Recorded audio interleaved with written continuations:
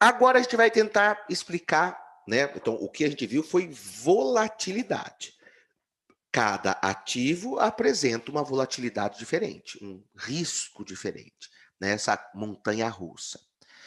E como a diversificação lida, dá conta de administrar essas volatilidades? Por que diversificação? A turma, em geral, quando você vai ver assim, alguma coisa sobre diversificação, é um pouco raso, né? O que eles falam? Ah, essa é a frase mais que eu já ouvi na minha vida sobre diversificação. É você não colocar todos os ovos na mesma cesta, porque se você coloca todos os ovos na mesma cesta e derruba a caixa, você quebra todos os ovos. Então você diversifica, tá? É esse o problema, ok? Tudo bem, é bonito, assim, fica igual uma fábula, assim, mas não é essa a nossa questão. A gente vai ver uma coisa muito mais poderosa, vai internalizar isso e vai ter segurança se vocês quiserem fazer a diversificação. Para que vocês entendam a importância da diversificação, eu preciso falar, e é o último, hein? Falar de mais um operador estatístico. Esse operador estatístico, ele atende pelo nome de correlação.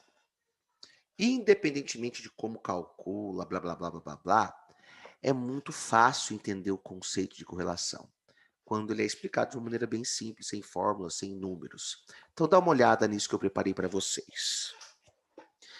Eu coloquei aqui um gráfico, tá? Que mostra, em azul, quantos casos tiveram de certa doença num país, num estado ou numa cidade. Tá? Uma cidade fica mais fácil. Então, aqui estão os números de casos. Então, os casos começaram aqui para cima de 2.100 casos de doença em janeiro, foram caindo em fevereiro, março, lá para julho atingiu o menor índice, lá para perto de 1.900 casos da doença, aí foi subindo, subindo, até que fechou dezembro, bem próximo de como começa janeiro. E eu coloquei também a temperatura média mensal da cidade. Então ela começou em janeiro aqui bem quente, né? Próximo dos 30 graus de média. A temperatura foi caindo. Lá para julho chegou numa temperatura aqui média de 20 graus. E depois de julho começa a subir de novo.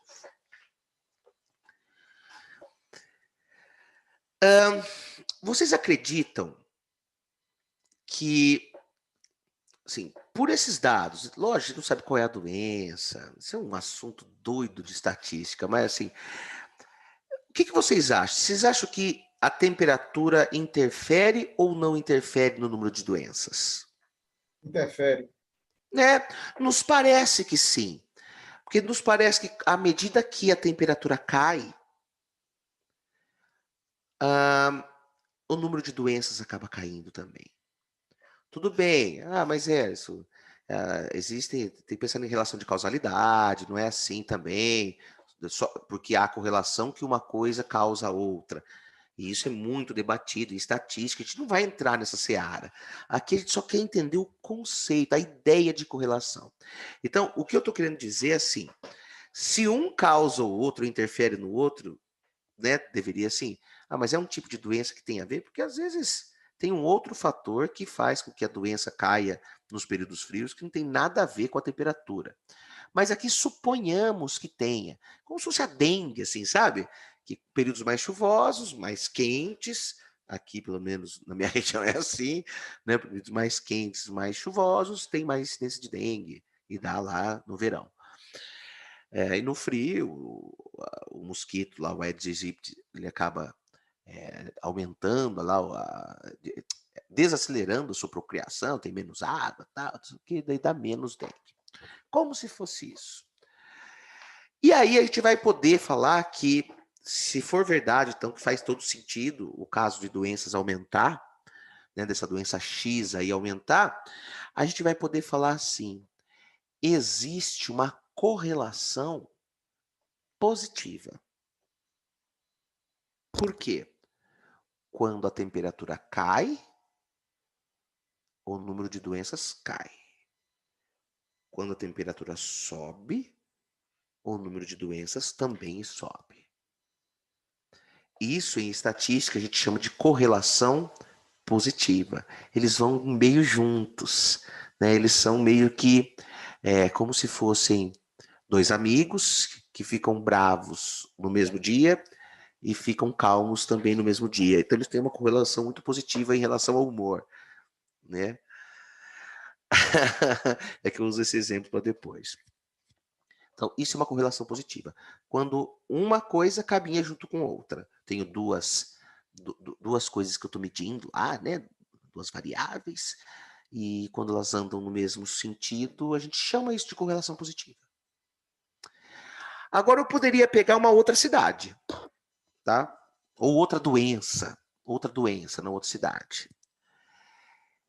E aí, olhando esse gráfico, parece que a temperatura interfere no número de casos de doença? Só de bater o zóio. Você encontra algum padrão? Não. Não, né? Tá bem assim. Tem hora que sobe.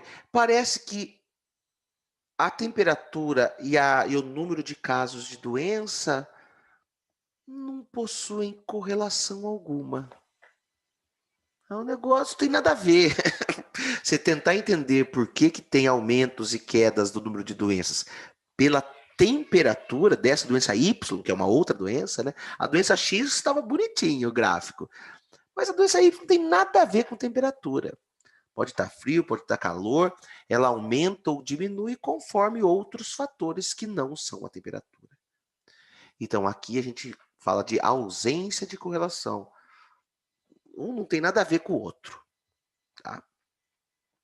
E como que a gente acaba medindo isso estatisticamente assim? Os estatísticos criaram, e não é a única maneira e tal, mas aqui nos basta isso. Eles criaram como se fosse uma reguinha que qualquer duas coisas, assim, temperatura e número de doenças, pode ser qualquer duas variáveis, que eu que eu calcule a correlação entre elas, o valor sempre vai dar entre -1 e +1. Então, quando ele dá próximo desse zero aqui, os estatísticos falam, nos parece que não tem correlação nenhuma. Que é o caso anterior aqui, ó. Um vai para lá, outro vai para cá.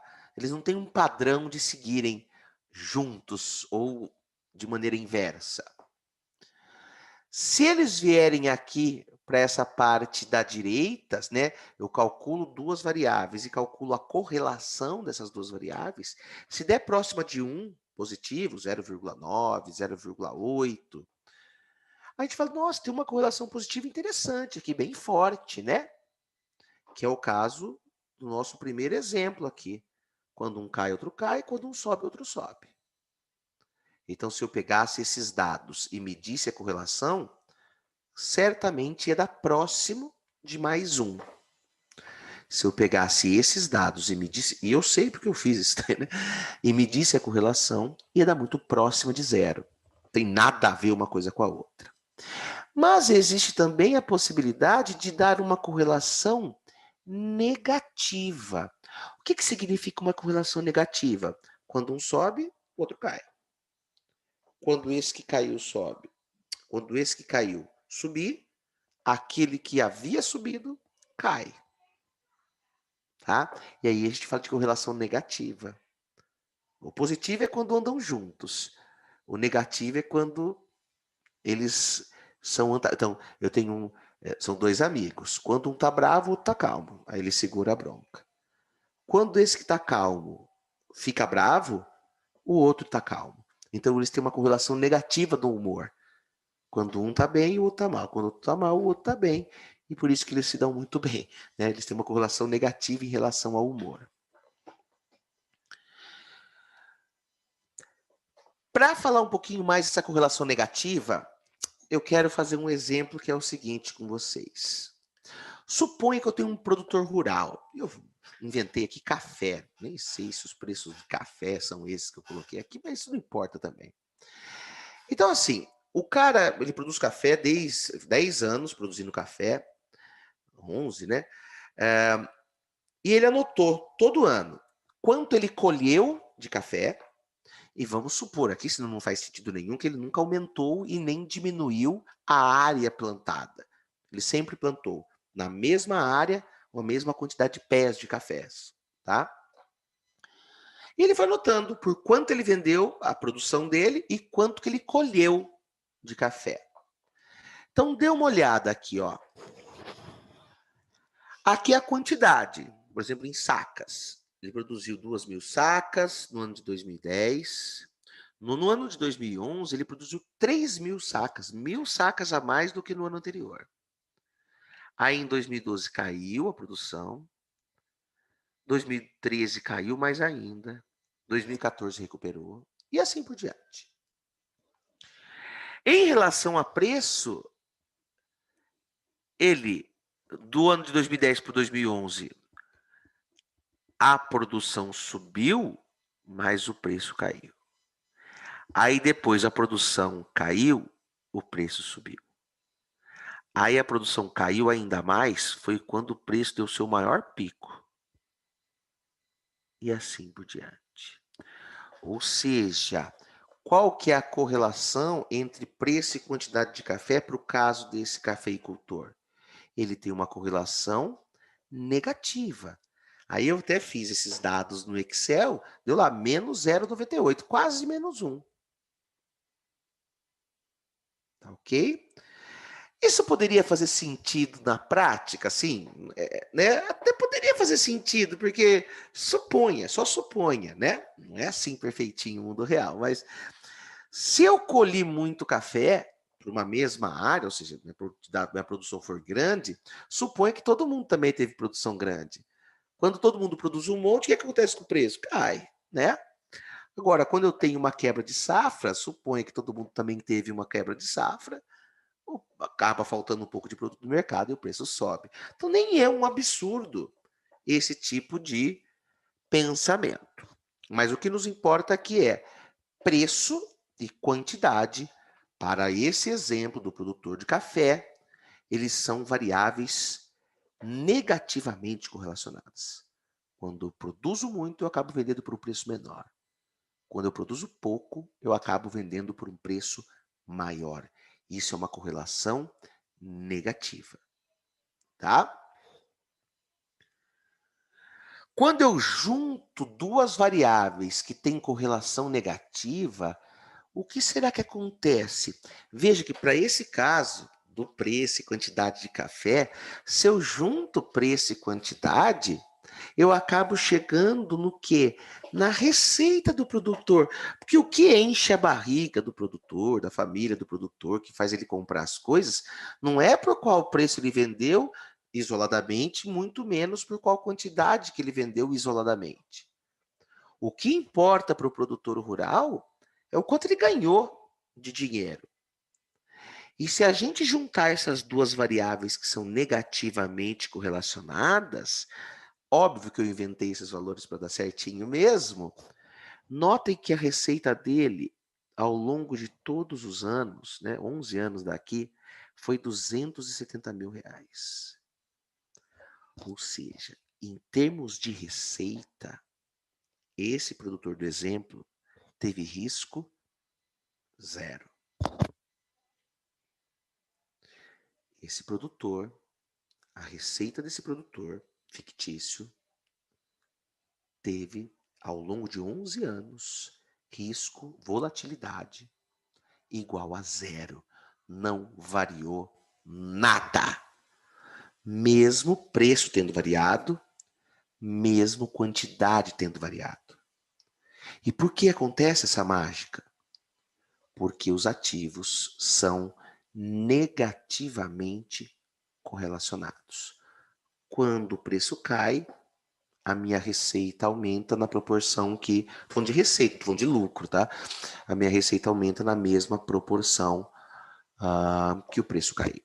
Para eu manter essa receita de 270.000 por ano. Tá? Então, a correlação, que mostra como duas variáveis se relacionam, ela interfere muito no risco do que é resultado dessa junção de duas variáveis. Quando eu junto preço e quantidade, a receita fica risco zero. E onde que isso vai dar? Já dando um spoiler. Se eu pego ações e vejo que ações, eu estou inventando, isso não é a verdade, a gente vai ver os dados, e vejo que ações têm uma correlação negativa com imóveis, ações pode ser arriscado, imóveis também pode ser arriscado. Só que a hora que eu junto os dois, o risco vai lá para baixo. Não estou falando que ações e imóveis têm correlação negativa, igual isso aqui do caso, tá? Mas veja que quando eu junto duas coisas que acabam tendo um comportamento antagônico aí, né, diferente um do outro, espelhado até, pelo menos na maioria das vezes, o resultado da minha rentabilidade da carteira, agora já posso começar a falar assim, ela vai ser mais baixa. Mesmo tendo ativos arriscados dentro dela.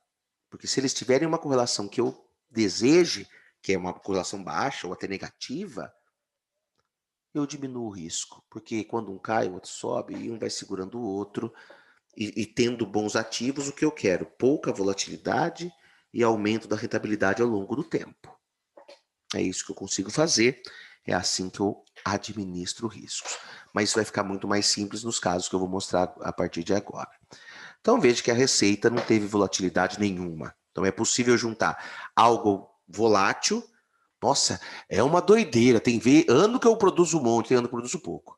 O preço, então, nossa, tem ano que eu vendo lá nas alturas, tem ano que eu vendo lá embaixo. Mas em termos de receita, risco zero. No exemplo, lógico. Então, quando eu junto duas variáveis que são negativamente correlacionadas, o risco resultante abaixa bastante. Então, agora a gente vai voltar para a nossa planilhinha de diversificação aqui. Voltar não, nós vamos para uma nova planilhinha, que é essa aqui. Com muita calma, eu vou tentar mostrar isso para vocês.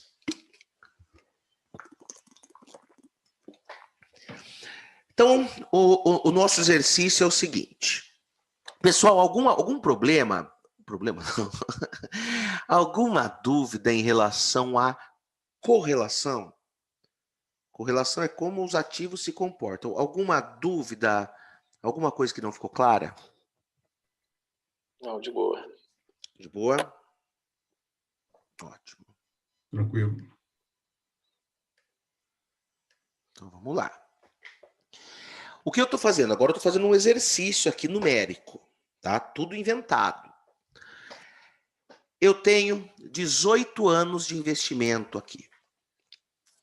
E eu peguei dois tipos de investimentos diferentes. Podia ser duas ações, ou duas ETFs, ou um pré-fixado e um IPCA, podia ser qualquer coisa. Dois investimentos. E eu inventei as rentabilidades desses investimentos ano a ano.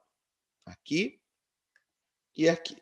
Quanto cada um deles rendeu ano a ano. Aí, o que eu fiz? Eu fiz uma carteira.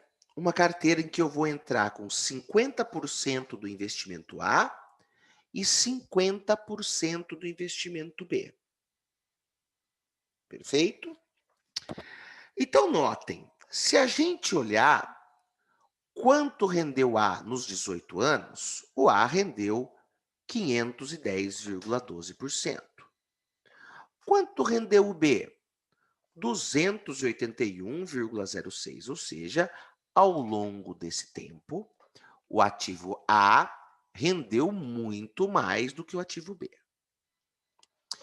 Porém, uma coisa importante da gente saber nessa análise é que o risco de a volatilidade de A, quando comparada com a volatilidade de B, o risco foi maior também. Então, eu tive um maior retorno, mas eu também corri muito mais risco, assim, eu tive muito mais volatilidade, eu tive grandes perdas, depois tive grandes ganhos, eu passei por muito mais emoções. E eu já quero deixar claro, não necessariamente algo que é arriscado vai dar retorno, hein? O negócio pode ser extremamente arriscado e não dar retorno nenhum. Eu estou falando aqui de olhar dados passados. Ele até apresentou um retorno maior, mas também apresentou um risco maior. O desvio padrão, lembra, o desvio padrão está aqui, ó. Esses dois valores são desvio padrão, tá? Desvio padrão. Então, a rentabilidade deu maior em A, mas o risco que ele assumiu acabou sendo maior também.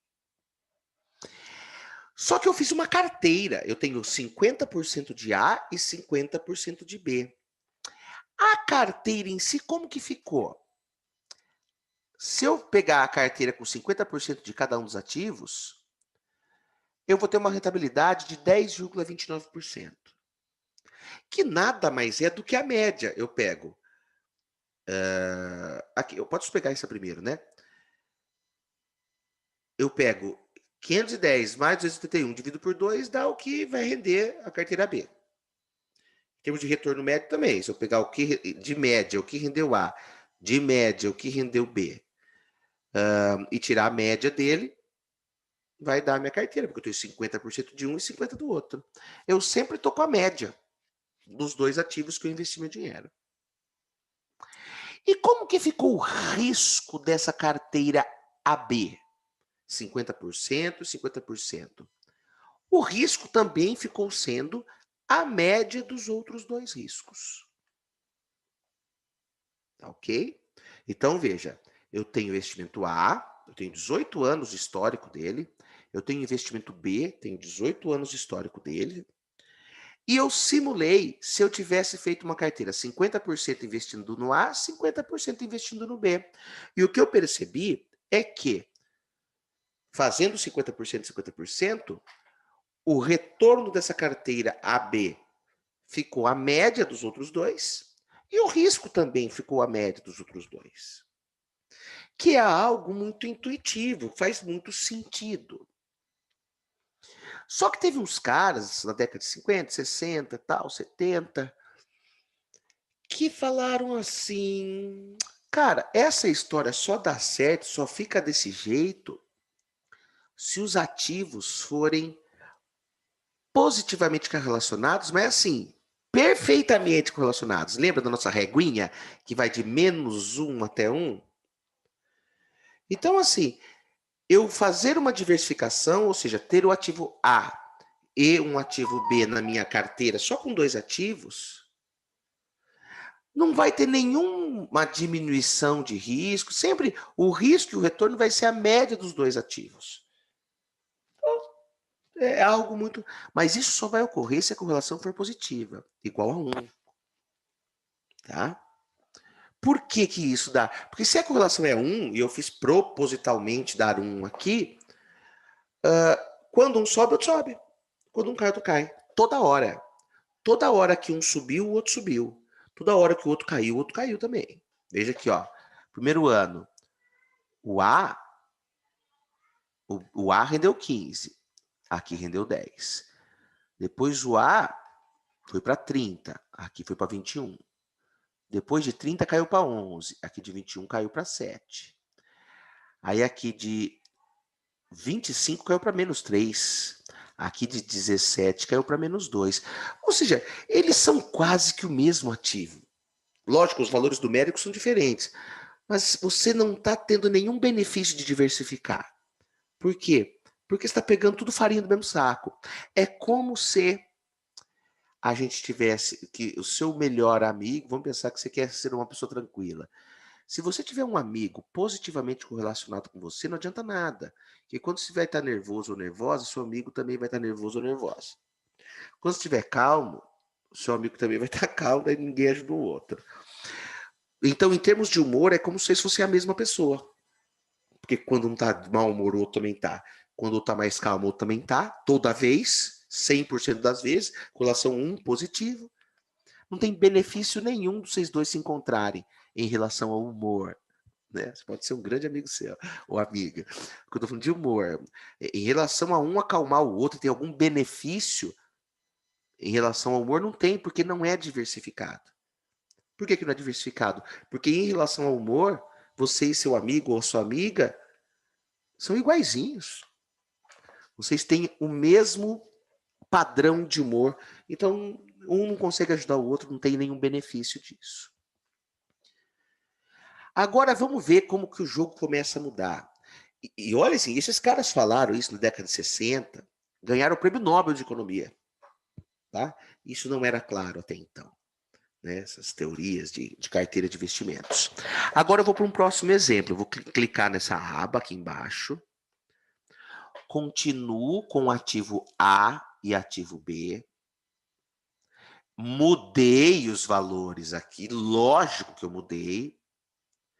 Veja que a correlação caiu. Agora eles não são perfeitinhos, iguaizinhos. Tem hora que eles dão uma mudada aí, tem hora que eles não fazem a mesma coisa. Vamos pegar aqui, que já bati o olho. Ó. Aqui, no mês 14, ele foi de menos 8 para menos 30, caiu. E esse foi de menos 5 para mais 16. Então, do ano 14 para o 15, o A e o B foram para caminhos diferentes. Como tem vez que eles vão para caminhos diferentes, o que aconteceu? Caiu essa correlação. Ela está até mais próxima do 0 do que do 1, né? 0,45. Então está mais para próximo de não ter correlação nenhuma do que de ter correlação perfeitinha. E esses caras perceberam que isso já bastava. Eu não preciso ter ativos negativamente correlacionados, igual preço e quantidade, para eu não ter risco nenhum. Porque a gente não vai conseguir isso na prática mesmo. Basta que os ativos tenham pouca correlação, mesmo que positiva. Dá uma olhada nisso, pessoal. Com uma correlação 0,45. Em termos de retorno, como eu estou com uma carteira 50% de um, 50% do outro, o retorno resultante é a média. Tá? Não deixe de ser a média. Mas o risco, 18, 9 o outro, a média daria aqui no meio, aqui, né? Mais ou menos lá para os 13,5, algo desse tipo. Eu sumar, aqui, ó, 13,67, tá aqui. Era de se esperar que o risco fosse também a média dos riscos de cada um dos ativos. Mas nananina não.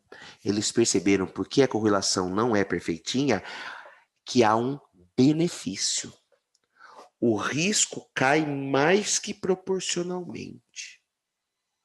Ou seja, se você tem um amigo ou uma amiga que muda de humor, mas eles não mudam de humor iguaizinhos. Tem vez que um está de mau humor e o outro está de bom humor. Não toda vez, mas tem vez que isso acontece. Nesses dias você tem um benefício de um chamar o outro para cima e trazer o outro de novo, né? Melhorar, levantar o humor do outro. A ideia é essa. Quando eu tenho ativos que não são perfeitamente correlacionados, em termos de rentabilidade, continua sendo a média dos dois ativos, mas o risco cai. Ele fica abaixo da média dos riscos dos ativos individualmente. Opa, só com dois ativos já dá para fazer. Se eu tenho dois ativos que não são perfeitamente correlacionados, a hora que eu junto os dois na minha carteira, por exemplo, numa proporção 50%, 50%, eu já tenho um benefício do que o risco resultante dessa minha carteira, ele não vai ser a média dos riscos individuais. Ele vai ser menor. Tá? O seu patrimônio, o ativo A vai fazer assim, o ativo B vai fazer assim, mas o seu patrimônio, ele é mais suave, porque eles não são perfeitamente correlacionados, então tem muita hora que um cai e o outro sobe, e ele mantém a carteira naquele mesmo nível de rentabilidade, mais tranquilo. Olha agora, quando eu pego a correlação, ó, mudei de aba, mudei os números, e aqui a gente chegou numa correlação negativa. Olha que doideira. Em termos de retorno, um deu 12, outro deu 9 ao longo dos 18 anos. E qual seria o retorno de uma carteira 50% de um, 50% do outro? A média. Mas olha o risco. O ativo A sozinho daria um risco 18, que é o desvio padrão. O ativo B sozinho daria um risco 23. Quando eu junto A com B, o risco da carteira dá 11. Ao invés de uma média que seria 20. Ou seja, a carteira AB possui um risco menor do que o risco de A e do que o risco de B. Isso é uma tal de administração de risco que pouca gente fala, porque é difícil de entender. A turma fala de rentabilidade. Venha comigo que eu vou te ensinar qual é o ativo que vai render mais esse ano. Né? E aqui a gente está fazendo uma diversificação, junto com o balanceamento de carteiras, tal, mas a diversificação por si só, ter ativos diferentes, nos faz diminuir o risco da carteira. Tá ok? E isso também vai se aplicar quando eu aumento o número de ativos. Ó. E se eu pegasse um ativo perfeitamente correlacionado, como se fosse aquele preço e quantidade, veja, eu tenho um ativo com risco 30, outro ativo com risco 30, mas o risco da carteira vai dar 0. Porque quando um sobe, outro desce. Quando o outro desce, outro sobe. Então, eles vão anulando o risco de um para o outro. Né? Veja aqui, ó, olha o retorno desse. 40 menos 20, 40 menos 20, 40 menos 20. E outro, menos 20, 40, menos 20, 40, menos 20, 40. Quando eu junto, dá 10% positivo para todo mundo. Para a carteira. Todo ano. Né? Se eu achasse, nós a gente não acha, ativos perfeitamente correlacionados negativo, né? Negativamente correlacionados aí, menos 1. Não acha. Mas não precisa. A gente já viu que não precisa. Basta que não seja muito igualzinho os dois. Né? Sendo bem diferente, está ótimo. Ou até nem havendo correlação, está ótimo. Se eu pegar 3 investimentos, A, B e C, aí eu estou fazendo uma carteira 1/3, 1/3, 1/3. Aqui eu nem estou medindo correlação, porque daí ficaria uma matriz e tal, porque eu ia ter que analisar parzinho por parzinho. Desencana disso. Mas olha que legal. Eu tenho uma carteira com o ativo A com 18% de desvio padrão, o outro 12%, o outro 26%, e a carteira dá 10%. Tá? Porque são ativos que não têm muita correlação entre si. Então, o risco resultante da carteira dá bem menor do que se eu tirasse, por exemplo, a média. Né? 18, 12 com 26, a média daria 19 de risco. E eu baixei esse risco lá para 10. E a minha rentabilidade? Vai ser a média ponderada aqui de 1/3, 1/3, 1/3 das rentabilidades individuais. Isso não vai mudar. E isso acontece para 4 também e assim por diante. Tá? Lógico que eu posso ter, nesse caso, igual se eu botasse um Tesouro Selic aqui no meio. Então, olha os riscos. 18, 12, 26 e aqui quase 0, porque deve ser um ativo super tranquilão. O resultado da carteira, né, 1/4, 1/4, 1/4, 1/4, deu 7,91. Se eu tirasse a média dos riscos, daria 14. Então, essa é a maneira. Eu estou com uma carteira aqui com um nível de risco bem interessante do que se eu achasse que a somatória, a média dos riscos individuais. Não é. A carteira resultante, o cara ganhou o prêmio Nobel, porque isso não é intuitivo. Precisa entender esses conceitos de correlação e tal, tem um monte de fórmula lá que os caras usam, mas o que eu só quero mostrar é, quando eu boto ativos que são pouco correlacionados, eu administro o risco. Tá? De uma maneira mágica e bonita e linda, tá ok?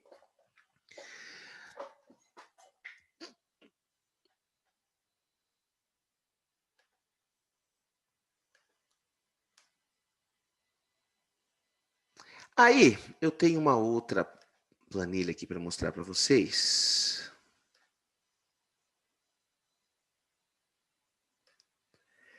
Que é a seguinte. Eu calculei a correlação, vou pegar só daquele período sem que não teve a pandemia, só de julho a dezembro de 2019. Eu calculei a correlação entre ativos. Então, eu vou aumentar aqui para ficar bem bonito. Ó, eu peguei parzinho por parzinho e fui fazendo correlação 1 por 1. Vamos ver, dar uma olhada nesses 6 meses aí. que eu peguei. Veja, ó. O BOVA11 com o IFIX deu uma correlação de 0,3. Ou seja, ele está muito mais próximo do 0 do que do 1. O que já a gente já sabe, opa, interessantíssimo, adoro quando ativos têm pouca correlação. BOVA11 com Selic, não tem nada a ver uma coisa com a outra. Né? Até deu menos 0,1, era para dar quase zero mesmo. O BOVA11 vai para cima, para baixo, o Selic tontão vai sim para cima, devagarzinho. Né? BOVA11 com Tesouro Prefixado. Também. Deu até menos do que o IFIX. Porque aqui é minha renda variável, né? Até de vez em quando eles vão meio juntos. Mas o prefixado não tem nada a ver com o BOVA11. Nem o 2025, nem o IPCA, nem o IPCA.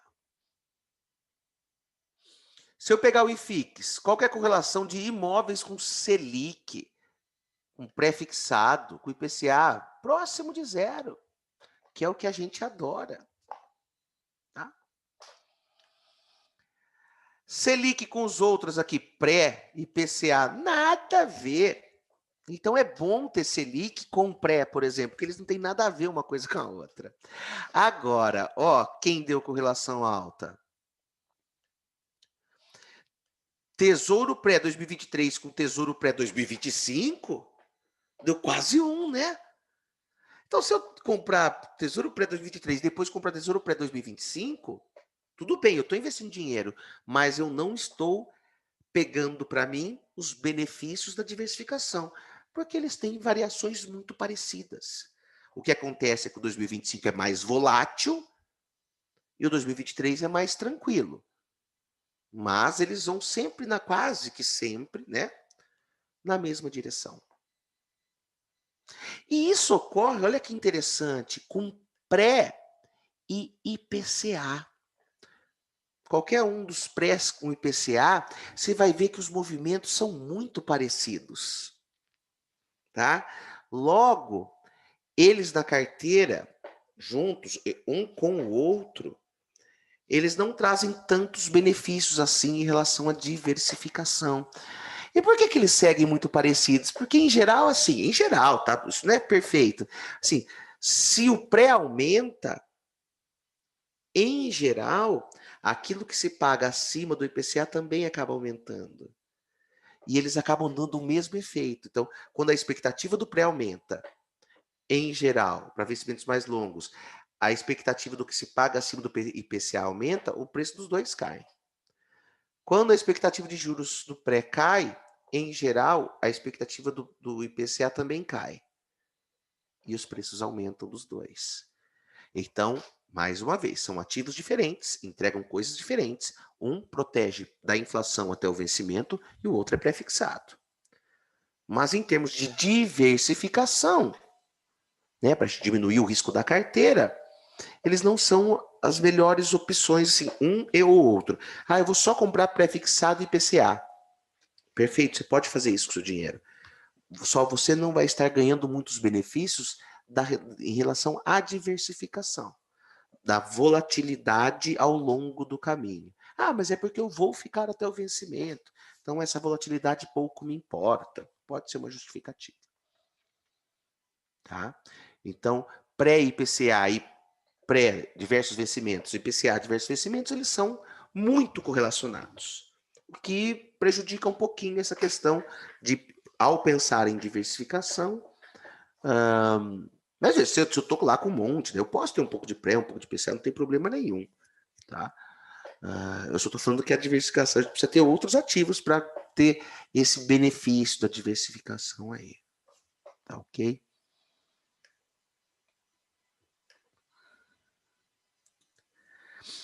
Aí, pessoal, olha o que eu fiquei fazendo aqui. Eu fiz uma planilhinha, está tudo disponível para vocês aí.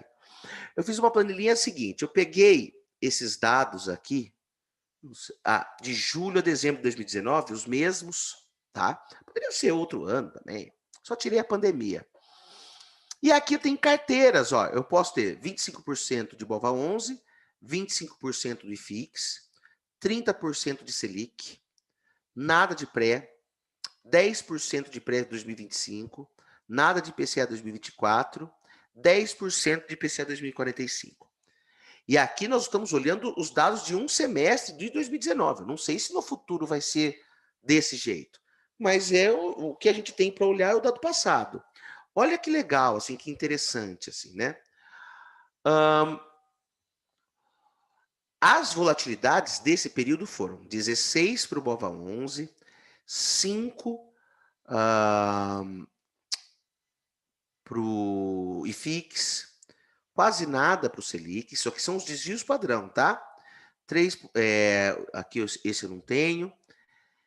5,7 do pré, 16,9 do IPCA. Perfeito? Se eu fizesse uma média ponderada, vamos fazer isso aqui, ó. Vou fazer assim, ó, igual a esse vezes esse. Eu vou pegar o desvio padrão e multiplicar por 25%, só para a gente fazer uma média ponderada. E vou fazer isso com todos. E aqui eu vou só somar. Depois eu vou apagar tudo isso aqui. Veja, a média ponderada dos riscos dessa carteira seria 7,7. E qual que foi teria sido realmente o risco da carteira aqui nessa composição de ativos?